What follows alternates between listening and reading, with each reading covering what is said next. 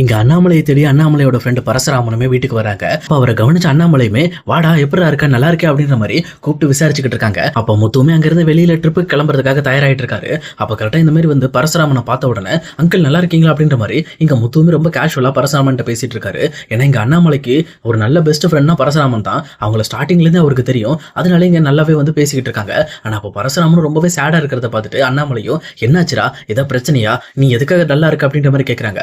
அப்ப கரெக்டா பரசுராமன் இருந்துகிட்டு இல்லடா வீட்டுல ஒரு பிரச்சனை ஆகி போச்சு. இந்த மாதிரி என் பொண்ணு வீட்டுல லெட்டர் எழுதி வச்சுட்டு ஓடி போயிட்டாடா. இப்ப அவ எங்க இருக்கா என்ன பண்றான்னு எதுவுமே எனக்கு தெரியலடா. எப்படி அவளை கண்டுபிடிக்கிறதுன்னு எனக்கு தெரியல. அதான் உன்னை தேடி வந்தேன் அப்படின்ற மாதிரி இங்க பரசுராமனும் பயங்கரமா ஃபீல் பண்ணி இன்னொரு பக்கம் அண்ணாமலை கிட்ட சொல்லிட்டு இருக்காங்க. இதை கேட்டோன்னே எங்க முத்துக்கு சீரியஸ்னஸ் புரியுது. நீங்க கவலைப்படாதீங்க அங்கிள், நான் முதல்ல உங்க பொண்ணை கண்டுபிடிக்கிறேன் அப்படின்ற மாதிரி நீங்க அவங்க போட்டோ மட்டும் கொடுங்க அப்படின்ட்டு இந்த பக்கம் முத்துவுமே இங்க பரசுராமனோட பொண்ணோட போட்டோ கேட்கறாங்க. இது கேட்ட பரசுராமனுமே கொஞ்சம் ஒரு மாதிரி வந்து யோசிக்க ஆரம்பிக்கிறாங்க. இந்த மாதிரி முத்துக்கிட்ட நம்ம இந்த போட்டோவை கொடுக்கலாமா, முத்து மூலமா தேடலாமா அப்படின்னு சொல்லி யோசிச்சுட்டு இருக்காங்க. அப்ப கரெக்டா அண்ணாமலையும் நீ கவலைப்படாத பரசுராமா, நீ வந்து முத்துக்கிட்ட மட்டும் அந்த போட்டோ கொடு. அவனுக்கு அந்த டாக்ஸி டிரைவர்ஸ் எல்லாருமே எங்கெங்க போறாங்க அப்படிங்கிறதுலாம் தெரியும். அந்த குரூப்ல இந்த மாதிரி அந்த பொண்ணோட போட்டோவை போட்டுவிட்டு இந்த பொண்ணு எங்கேயோ பார்த்தா கால் பண்ணுங்கன்னு சொல்லினா ஆட்டோமேட்டிக்கா கால் வந்துடும். அந்த பொண்ணு எங்க இருக்காங்களோ அங்க போய் அந்த பொண்ணை கண்டுபிடிச்சலாம் அப்படின்ற மாதிரி இந்த பக்கம் வந்து அண்ணாமலையும் சொல்றாரு. இதை கேட்டோன்னு பரசுராமனும் சரி ஓகேன்னு சொல்லிட்டு தன்னோட பொண்ணோட போட்டோவை இந்த பக்கம் முத்துக்கிட்ட கொடுக்குறாங்க. முத்துவுமே அந்த போட்டோவை அந்த குரூப்ல போட்டது மட்டும் இல்லாம அப்பா நான் எதுக்கும் ரயில்வே ஸ்டேஷன் பஸ் ஸ்டாண்ட்லாம் எங்கெல்லாம் போய் தேடிட்டு வந்துடுறேன் அப்படின்னு சொல்லிட்டு அவருமே அங்கிருந்து கிளம்புறாரு. அவர் கரெக்டாக கிளம்பி போயிட்டு இருக்கும்போது எங்க மீனா கால் பண்ணி எங்க இருக்கீங்க, எனக்கு வேலை முடிஞ்சிருச்சு, நீங்க ஃப்ரீயா இருந்தீங்கன்னா நம்ம வீட்டுக்கு கிளம்பிடலாம் அப்படின்ற மாதிரி சொல்றாங்க. ஆனா இது கேட்ட முத்துவுமே இங்க பரசுராமன் வீட்டுக்கு வந்ததும் அதே நேரம் அவங்க சொன்ன விஷயத்தை பத்தியும் கேள்விப்பட்டுட்டு சரி நானும் உங்க கூட வரங்க அப்படின்னு மீனா சொல்றாங்க. ஆனா இது கேட்ட முத்துவுமே நீ எதுக்கு மீனா தேவையில்லாம அழைச்சல், நீ வீட்டுக்கு போய் ரெஸ்ட் எடு பாத்துக்கலாம் அப்படின்ற மாதிரி சொல்றாங்க. ஆனா மீனாவுமே ரொம்பவே யோசிச்சுட்டு இங்க பாருங்க முத்து, நீங்க போய் அந்த பொண்ணை கூப்பிட்டோன்னு அந்த பொண்ணு வந்துடும் நினைக்கிறீங்களா, யாரோ ஒரு லேடிஸ் வேணும், அந்த பொண்ணோட மனசை மாத்துறதுக்கு நான் வரேன். ஏன்னா அந்த பொண்ணு என்னால வந்து தெளிவா புரிஞ்சுக்க முடியும். அதுக்கப்புறம் அந்த பொண்ணுக்கு ஏற்ற மாதிரி பேசி அதை வீட்டுக்கு கூட்டிட்டு வந்துடலாம் அப்படின்ற மாதிரி இங்க முத்துக்கிட்ட மீனாவும் சொல்லிட்டு இருக்காங்க. இது கேட்டோன்னு முத்துமே சரி மீனா நீங்க கோயில்கிட்ட தானே இருக்க, நானே வந்து கூட்டிட்டு போறேன்னு சொல்லி எங்க முத்துவுமே மீனாவை கூட்டிட்டு டேரக்டா அங்கங்கன்னு தேடிக்கிட்டு இருக்காங்க. அவங்க தேடி ஒரு வழியா இந்த பக்கம் அந்த பொண்ணை ரயில்வே ஸ்டேஷன்லயும் கண்டுபிடிச்சிடறாங்க. ஆனா அங்க கூட ஒரு பையனும் இருக்கான். இதை பார்த்த முத்துவுமே ரொம்ப டென்ஷன் ஆயிட்டு ஃபர்ஸ்ட் அந்த பையன்ட்ட ரொம்ப கோவமா நடந்துக்கிறதுக்காக போறாங்க. ஆனா மீனாவுமே அவங்கள தடுத்து நிறுத்தி இங்க பாருங்க இந்த விஷயத்துல நீங்க கோவப்படக்கூடாது, எப்படியாவது அவங்கள ரெண்டு பேரும் சமாதானப்படுத்தி தான் வீட்டுக்கு கூட்டிட்டு போகணும் அப்படின்ற மாதிரி அந்த பொண்ணு கிட்ட போயிட்டு எங்க மீனா பேச ஆரம்பிக்கிறாங்க. நீ பரசுராம பொண்ணு தானம்மா, உன்னை தேடிக்கிட்டு இருக்காங்க உங்க அப்பா ரொம்பவே கஷ்டப்பட்டுட்டு இருக்காரு, தயவு செஞ்சு இப்படி உங்க அப்பாவுக்கு துரோகம் பண்ணிடாது அப்படின்ற மாதிரி அந்த பொண்ணு கிட்ட மீனாவே பேசுறாங்க. அப்ப அதே நேரத்தில் அந்த பொண்ணுமே இங்க பாருங்க தேவையில்லாம என் விஷயத்தில் தலையிடாதீங்க, எனக்கு எது சரின்னு பொறுத்தா தான் செய்வேன், எங்க அப்பா இப்படி சொல்றாருங்கிறதுக்காக என்னால வேற மாப்பிள்ளையெல்லாம் கல்யாணம் பண்ணிக்க முடியாது, எனக்கு இவர் தான் வேணும், நான் இவர் தான் லவ் பண்றேன் அப்படின்ற மாதிரி அந்த பொண்ணுமே சொல்றாங்க. அப்ப கரெக்டா முத்து உள்ள வந்து எங்க பாருமா நீ சொல்றதெல்லாம் இருக்கட்டு, இது வர லவ் பண்ற அப்படிங்கிற விஷயத்த உங்க வீட்டுல உங்க அப்பாட்ட சொன்னி அப்படின்ற மாதிரி கேட்கறாங்க. ஆனா அந்த பொண்ணுமே திரு முழிக்குது. அதுலயே தெளிவா புரிஞ்சிருது அவ லவ் பண்ற விஷயத்த வீட்டுல சொல்லாம இருந்திருக்காங்க அப்படின்ட்டு. அதுக்கப்புறம் மீனா இந்த விஷயத்த தெளிவா கவனிச்சுட்டு இங்க பாருமா உங்க அப்பாவுக்கு நீ எப்படியாவது தேவைப்படுற, ஏன்னா உங்க அப்பா வந்து உன்னை ரொம்பவே வந்து நேசிச்சுட்டு இருக்காரு, நீ இப்ப அவருக்கு துரோகம் பண்ணிட்டு போன மாதிரி ஆயிப்போயிடும், இந்த பையனை தான் லவ் பண்ற, இந்த பையனை வீட்டுல வந்து பேச சொல்லுமா, நாம எந்த பிரச்சனையா இருந்தாலும் பேசி தீர்த்துக்கலாம், அப்படி உங்க அப்பா ஒத்துக்கல அப்படின்னா நானும் முத்துவும் சேர்ந்து உங்க ரெண்டு பேருக்கு கல்யாணம் பண்ணி வைப்போம், இது நாங்க வந்து உனக்கு பண்ணி கொடுக்குற சத்தியம் அப்படின்ற மாதிரி சொல்லி இங்க ஒரு வழியா பரசுராமன் பொண்ணையும் அந்த பையனையும் ஒரு வழியா வந்து சமாதானப்படுத்தி இவங்க பொண்ணை மட்டும் டைரக்டா இவங்க வீட்டுக்கு கூட்டிட்டு போயிட்டு இருக்காங்க. அதே நேரத்தில் அந்த பையனுமே இவங்க பேச்சை நம்பி இதுக்காக நம்ம கண்டிப்பா இந்த விஷயத்துல அந்த பொண்ணு வீட்டுல போய் பேசணும் அப்படின்னு சொல்லிட்டு அவங்களுமே ஒரு முடிவுக்கு ஏற்ற மாதிரி அந்த பையனுமே வந்து ஒரு பெரிய ஆளை தேடி போயிட்டு இருக்காரு. அதே நேரம் இன்னொரு பக்கம் இங்க பரசுராமனும் வீட்டுக்கு பொண்ணோட வந்த முத்துவை பார்த்துட்டு பரவாயில்ல முத்து உங்ககிட்ட கேட்டதுக்கு என் பொண்ணை எப்படியோ கண்டுபிடிச்சு கொடுத்துட்டு அப்படின்னு சொல்லிட்டு பயங்கர கோபத்தோட அந்த பொண்ணு அடிக்க போறாரு. ஆனா அந்த கரெக்டா பொண்ணு அடிக்க போகும்போது முத்துவுமே உங்க கையை பிடிச்சி இங்க பாருங்க நீங்க இந்த பொண்ணு விஷயத்துல ரொம்ப கோவப்படாதீங்க, அவ ஒரு யாரோ ஒரு பையனை லவ் பண்ணியிருக்கா, நீங்க அந்த லவ் விஷயத்துல அவளுக்கு சப்போர்ட் பண்ணுங்க, அவளோட வாழ்க்கை அவ தேர்ந்தெடுக்கிறதுக்கு அவளுக்கு எல்லா உரிமையும் இருக்கு, தயவு செஞ்சு நீங்க எகெயின்ஸ்டா இருக்காம அந்த பொண்ணுக்காக கொஞ்சம் பேசுங்க அப்படின்ற மாதிரி இங்க முத்துவுமே எடுத்து அட்வைஸ் பண்ணிக்கிட்டு இருக்காரு. ஆனா அதே நேரத்தில் அந்த பையனுமே இன்னொரு பக்கம் யார்கிட்ட போய் பேசுறான்னா இங்க வேற யாரும் கிடையாது, இவ்வளவு நாள் ரோகிணி மலேசியா மாமாவும் நடிக்க சொல்லிட்டு இருந்த பிரவுன் பண்ணிட்டு தான் போய் பேசுறாங்க.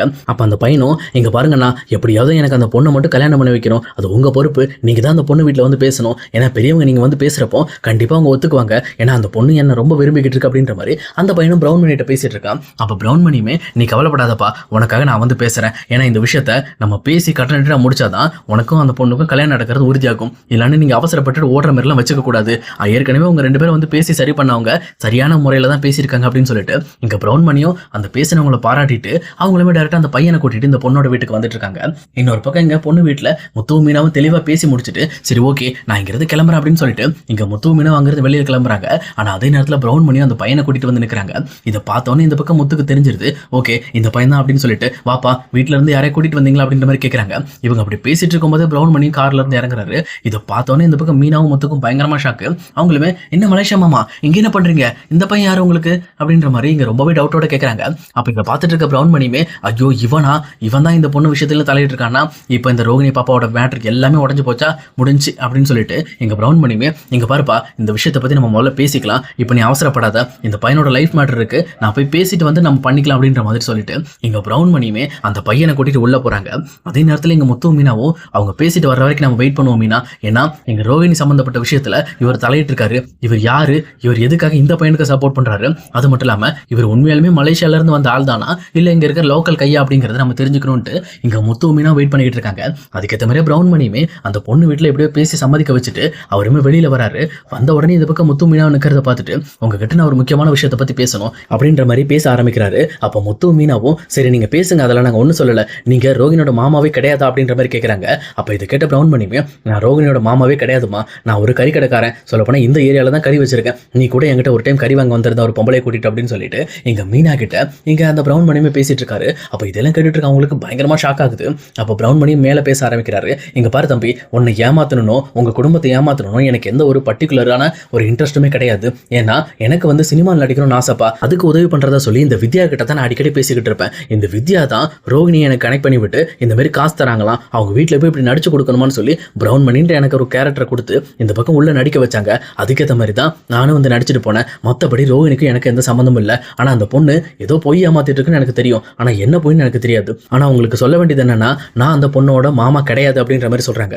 இது கிட்ட முத்து ரொம்பவே கோவப்பட்டுட்டு ஏயா ஃபோர்ஜரி பண்றதையும் பண்ணிட்டு கடைசியில் நீ இதுக்கு சம்பந்தம் இல்லை, நீ அதை பண்ணலன்ற மாதிரி எங்ககிட்டயே நீ டகல் காட்டுறியா, ஒழுங்கா வந்து இந்த வீட்டில் வந்து உண்மையை சொல்லிட்டு போ, இல்லைனா உனக்கு என்ன பண்ணுன்னு எனக்கு தெரியாது, உன் மேலே கேஸை கொடுத்து உன்னை நார் அடிச்சிடும் அப்படின்ற மாதிரி இங்க முத்து ரொம்பவே கோவப்படுறாரு. ஏன்னா ரோகிணி நிறைய விஷயத்த வீட்டில் மறைச்சிட்டு இருக்கிறத பார்த்து அதே நேரம் இந்த மலேசியா மாமாவே பொய் அப்படிங்கிறதையும் கேள்விப்பட்ட உடனே இங்க முத்துவால அந்த விஷயத்தை ஏத்துக்கவே முடியல. அவர் ரொம்ப கோவப்பட்டுட்டு நீ வீட்டுக்கு நாளைக்கு வந்தே ஆகணும் அப்படின்ற மாதிரி இங்க பிரவுன் மணி சொல்லி அனுப்புறாங்க.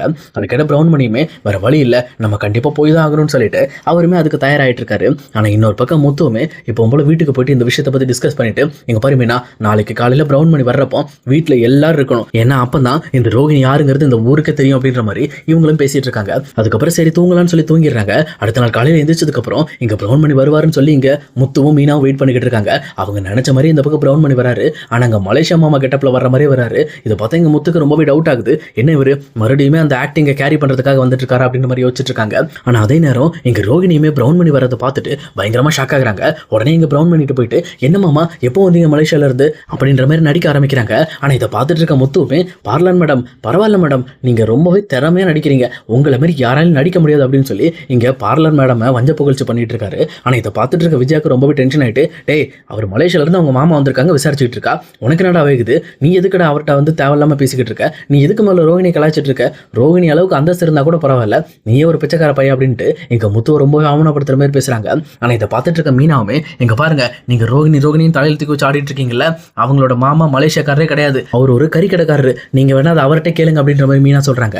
இதை கேட்ட உடனே இங்க பிரவுன் மணியும் வாயை திறந்து பேச ஆரம்பிக்கிறாரு. ஆமாமா எல்லாரும் என்ன மன்னிச்சிருங்க, சொல்லப்போனா இந்த வித்யாவும் ரோகிணி பண்ண வேலையினால தான் இந்த ரோகிணிக்கு நான் மலேசியால இருந்து வந்த மாமா மாதிரி ஆக்டிங் கொடுத்துட்டு இருந்தேன், பட் ஆனா எனக்கும் மலேசியாவுக்கு எந்த ஒரு சம்பந்தமும் கிடையாது, நான் இந்த மாதிரி பணத்துக்காக தான் இதை பண்ணேன், இங்க ரோகிணி தான் இதெல்லாம் பண்ண வச்சது அப்படின்ற மாதிரி அங்க பிரவுன் மணி சொல்றாரு. இது கேட்ட ரோகிணிக்கு என்ன பதில் சொல்றதுன்னே தெரியல, அப்படியே மிரண்டு போய் நின்றுகிட்டு இருக்காங்க. அப்போ முத்துவுமே என்னப்பா எல்லாம் கேட்டுக்கிட்டீங்களா அப்படின்ற மாதிரி எங்க விஜயாவை பார்த்து கேட்கறாங்க. அப்ப விஜயும் தகச்சு போய் இங்க ரோகிணியை பார்த்து நின்றுகிட்டு இருக்காங்க. அப்ப அண்ணாமலை இருந்துகிட்டு என்னமா ரோகிணி இது இந்த மாதிரி உங்க மாமா சொல்றதுலாம் உண்மையா, அவர் உண்மையிலுமே உங்க மாமா கிடையாது அப்படின்ற மாதிரி எங்க ரோகிணிகிட்ட கேள்வி கேட்கறாங்க. ரோகிணி என்ன பதில் சொல்றதுனே தெரியாம அப்படியே ஸ்டன் ஆகி போய் நின்றுகிட்டு இருக்காங்க. ஏன்னா நம்ம இப்ப எதை வாய் திறந்து சொன்னாலும் கண்டிப்பா நமக்கு விழப்போராடி உறுதி, அதுவும் விஜய் அத்தையால தான் விழப்போகுது அப்படின்னு சொல்லிட்டு அவங்களுமே பயந்துகிட்டே நின்றுகிட்டு இருக்காங்க.